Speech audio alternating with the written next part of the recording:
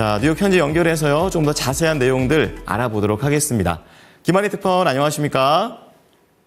네, 안녕하세요. 자, 뉴욕 증시가 확실히 좀 분위기가 좋은 것 같은 게 하루 만에 또 이렇게 상승으로 전환을 시키고 있습니다. 다우지수 중심으로 좀 강한데요. 분위기 어땠나요? 네, 뉴욕 주식시장이 하락 하루 만에 반등에 성공했습니다. 다우지수는 어제 멈췄던 사상 최고 행진을 재개했는데요.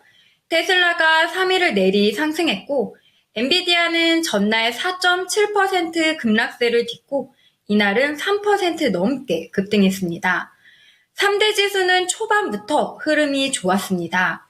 엔비디아를 비롯해 반도체 종목들이 충격에서 벗어나면서 시장이 상승 흐름으로 돌아간 겁니다.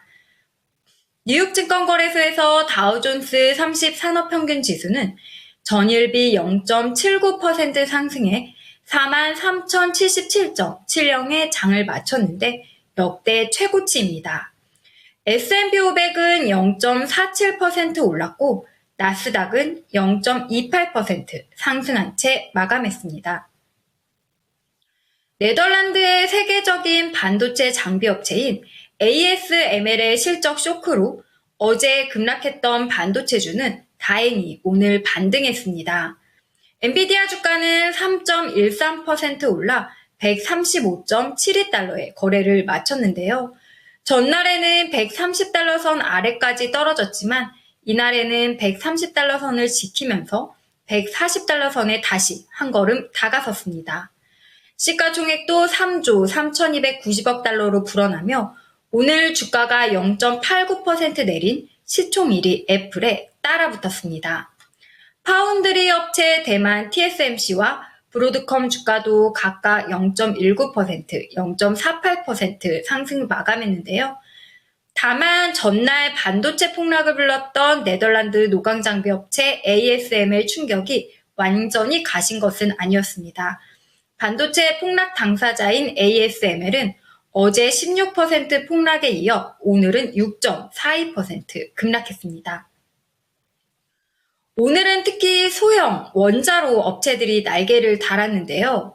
아마존이 이날 자사 클라우드 사업 부문인 아마존 웹서비스 데이터 센터의 막대한 전력 수요를 소형 원자로로 충당하기로 하고 전력 업체들과 계약을 맺은 덕분인데요.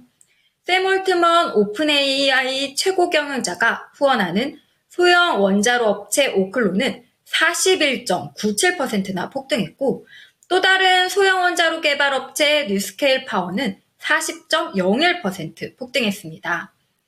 우라늄 생산업체인 카메코는 7.87%, 아마존과 전력 공급을 계약한 도미니언 에너지는 5.1%, 마이크로소프트의 원자력 발전으로 전력을 공급하기로 한 콘스털레이션 에너지는 5.13% 뛰었습니다. 그러나 공교롭게도 원전으로 눈을 돌린 이들 AI 업체들은 주가가 하락했는데요. 아마존은 0.43% 내렸고 알파벳은 0.18% 밀렸습니다. 마이크로소프트 또한 0.63% 하락한 채 장을 마쳤습니다. 네, 그래도 반도체 쪽에서 어느 정도 진정세가 나온 거는 긍정적인 부분인 것 같아요. 이제 그런 가운데 이날은 나스닥보다는 다우지수가 좋았습니다. 이 배경이 됐던 것이 3분기 실적과 관련된 내용이 될 텐데요. 어떤 기업이 얼마나 잘 나왔나요? 네, 미국 증시의 우량 기업들은 3분기에도 전반적으로 좋은 분위기를 이어간 것으로 나타났습니다. 오늘도 주요 기업들의 실적 발표 이어졌는데요. 모건 스탠리는 투자은행 부문 매출 56% 급증에 힘입어 순이익이 전년 동기 대비 32% 증가한 32억 달러를 기록하며 시장 예상치를 상회했습니다. 주당 순이익도 1.88달러로 시장 예상치를 상회하며 6.5% 상승 마감했습니다. 유나이티드 항공도 조정 후 주당 순이익이 3.33달러를 기록하며 시장 예상치를 상회하는 등 호실적과 함께 15억 달러 규모의 자사주 매입을 밝히며 주가는 12.43%나 급등 마감했습니다. 실적 공개 시즌 초반인 현재 미국 기업들은 기대 이상의 결과를 공개하고 있는데요. S&P 500 지수 편입 기업 중 약 50곳이 실적을 공개한 가운데 이들 중 79%는 월가 전망치를 웃돈 것으로 나타났습니다. 월가에서는 11월 5일 열리는 미국 대선 불확실성으로 당분간 증시 변동성이 확대될 것이란 전망과 매수 기회라는 분석이 엇갈립니다.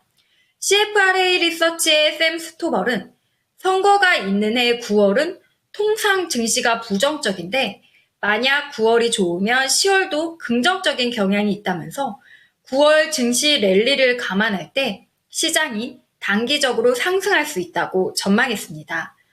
반면 대선을 앞두고 불확실성이 확대될 것이란 관측도 있는데요.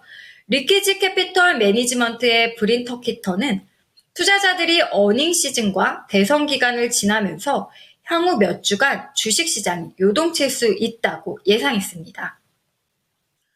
국제유가는 거래일 기준으로 11일 이후 나흘을 내리 하락해 이스라엘이 이란 석유시설을 공습할 것이란 우려로 폭등하기 전 상태로 되돌아갔습니다. 미국이 이스라엘에 패트리어 방공 미사일을 추가하면서 이스라엘이 미국의 요구에 부응해 이란을 공습할 때 석유시설을 피하기로 했다는 보도가 이날도 유가 하락을 유도한 건데요. 다만 낙폭이 크지는 않았습니다. 또한 오늘 공개된 물가 관련 지표는 인플레이션 하락 추세를 가리켰습니다. 미국 노동부는 9월 수출입 물가 지수가 전월 대비 0.4% 하락해 지난해 12월 이후 최대 낙폭을 기록했다고 밝혔는데요. 1년 전과 비교하면 수입물가 지수는 0.1% 내렸습니다. 내일 일정 살펴보겠습니다. 일단 내일 주목할 만한 경제 지표로는 9월 소매 판매와 주간 신규 실업수당 청구 건수가 있습니다. 전문가들은 지난달 소매 판매가 전월보다 0.3% 늘어나 8월 0.1% 증가보다 증가폭이 컸을 것으로 예상하고 있는데요. 실적 발표도 이어집니다. 넷플릭스, 블랙스톤, 킥코프, M&T뱅크 코프, 트루이스트 파이낸셜, 헌팅턴 방글 쉐어즈 등이 실적을 공개하고요. 내일은 유럽중앙은행이 기준금리 결정을 하는데요. 시장에서는 6월과 9월에 이어 10월에도 기준금리를 인하할 것을 유력하게 보고 있습니다. 네, 자, 기준금리 인하까지 잘 챙겨보도록 하겠습니다. 오늘 말씀 감사합니다. 네, 감사합니다.